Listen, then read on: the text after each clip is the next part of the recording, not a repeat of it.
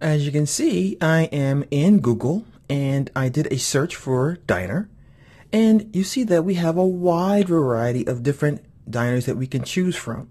Now, as I said before, this is not going to entail a sketch for once because we have tons and tons of reference online.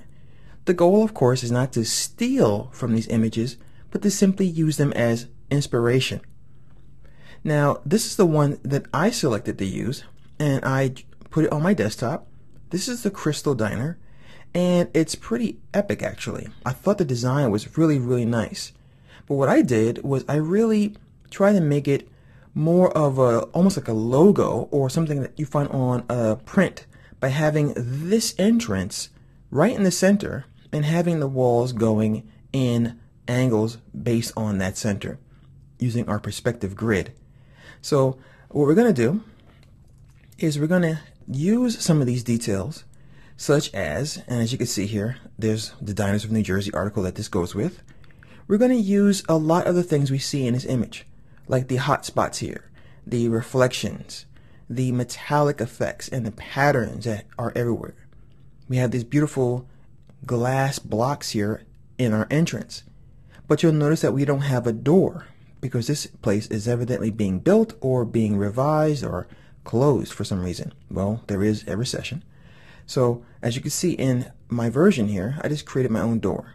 So I gave it a nice entrance and a nice little bar here that you push to come in the door and that kind of thing. We also are not going to do the concrete, but feel free, of course, to do that on your own if you'd like, if you want to take it to the next level.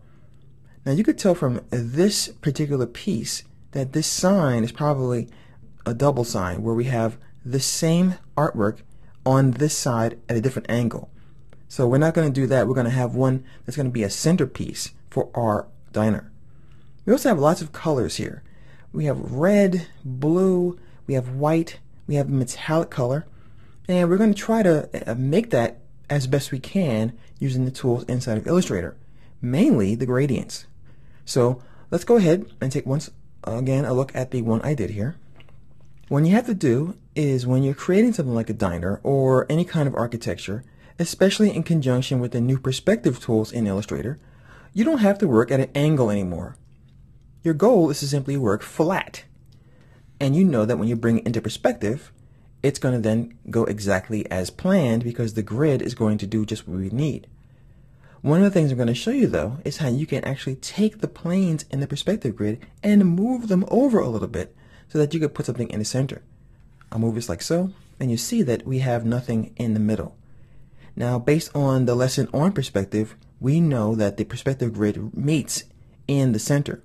And I just move those guys out of the way to make room for this centerpiece here, our entrance. So let's go ahead and let's get started. And we're going to create the walls first.